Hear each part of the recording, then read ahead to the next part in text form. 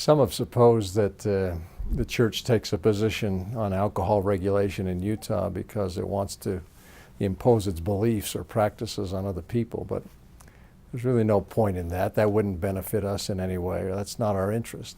We do care about the culture and the environment that exists in this state and the people live in, because more than half the citizens of Utah are members of the LDS Church. But our concern is for the general public, for the general welfare, for the circumstances, the environment that people live in, raise their children in. We're interested particularly in three areas as it pertains to alcohol consumption. First, abuse or overconsumption. Second, underage drinking. And third, DUIs.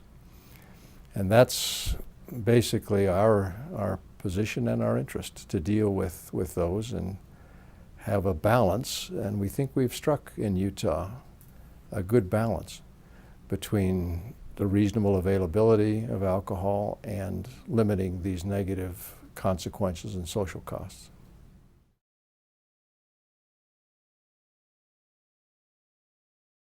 People may talk about just having a drink, or I want a glass of wine with my meal. Why is that a problem?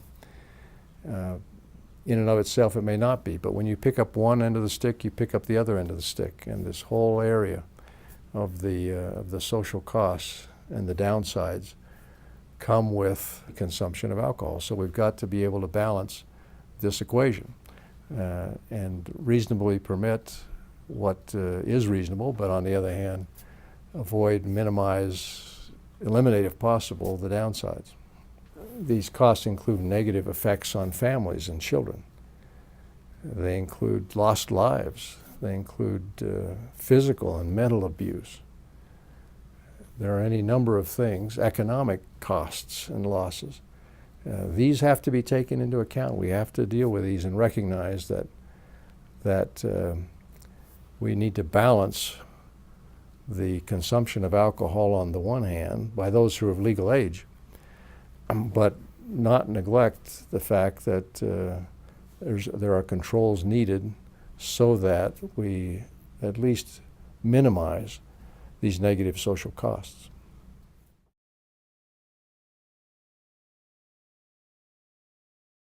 We have, I think, a very reasonable system that's been put in place, primarily as it distinguishes between bars and restaurants. It's a simple approach, and it makes a lot of sense, and it has yielded very positive results for us as compared to other states and other jurisdictions.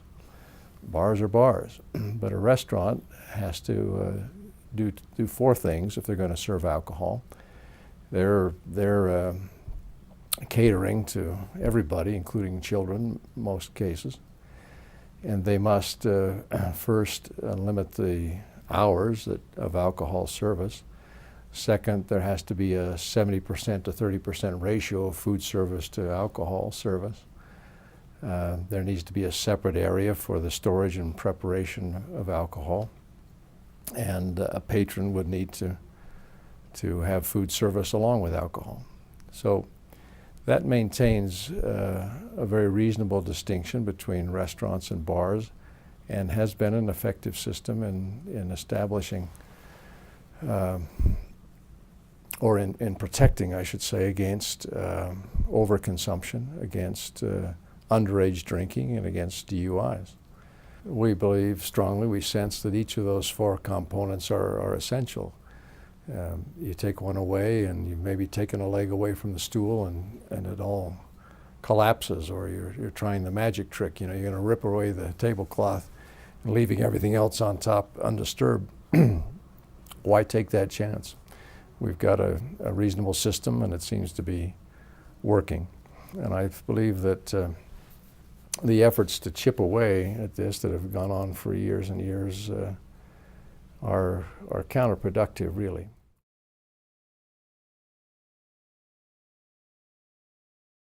It's very important that we avoid an alcohol culture, as we have successfully done to this point. That's yielded many benefits. In Utah, we have the lowest number of traffic fatalities related to drunk driving in the country. We have the lowest prevalence of binge drinking for those 18 and older in the country. And we always rank among the lowest in terms of DUI arrests. Why would we want to risk losing any of those benefits that have come with the regimen we now have in place for alcohol consumption and regulation? We're really doing better here than most places, most jurisdictions. And if we begin to go in the direction that they have, it's unreasonable to expect that we're not going to suffer or experience the same outcomes. How could we suppose that changing our system to reflect that of others is not going to yield the same results that they're seeing? We need to stay where we are because we have established something that strikes the right balance between reasonable consumption by those who are accountable, by those who are in the age that's permitted to drink on the one hand, and limiting the social costs, the tragic social costs that often accompany alcoholic consumption on the other.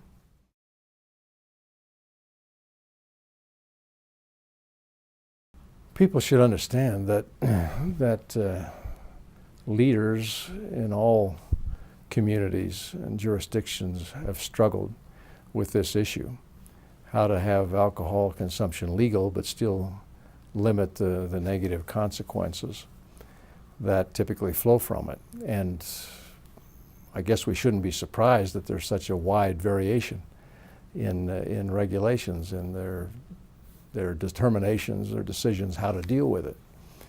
And if people look at Utah and say, well, that's weird, that's a crazy system they have there, they're really not recognizing that it's different everywhere. It's different from state to state, it's different from county to county. I mean, some counties are dry, they don't sell alcohol at all. Others sell it, but not on Sundays. And there's been such a tremendous variety trying to tackle this issue that I think anybody who calls somebody else weird doesn't really understand that it's different everywhere. So what if we're fodder for a few jokes and ridicule on late night TV? To me, that's a very small price to pay for one less family that lost their wife and mother in a drunk driving accident, or one less teenager who's become addicted to alcohol and all the poor decisions and problems that flow from that. I think we ought to be pleased at the wisdom of those who have acted in the past in the legislature to establish the current system we have.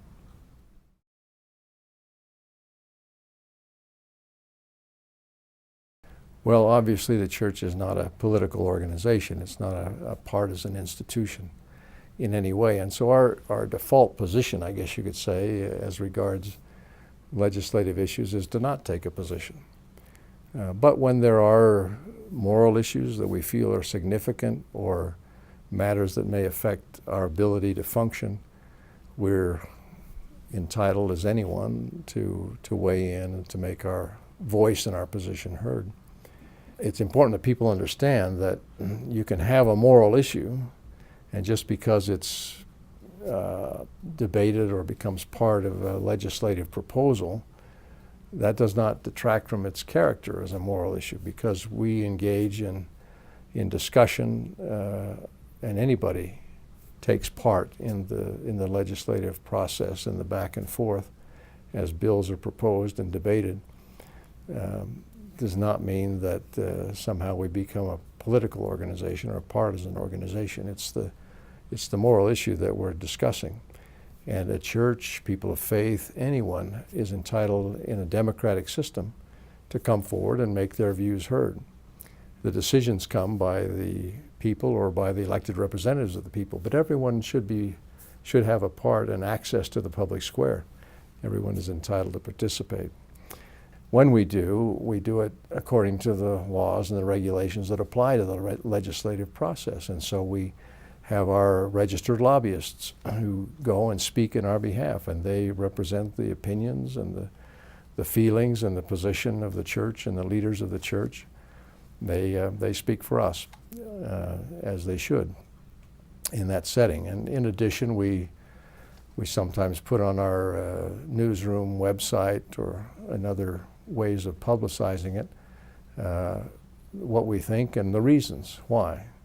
So that's the way we make our voice known, but that's something that is our privilege and a privilege we accord to everyone else. Everyone has that right in our democratic system.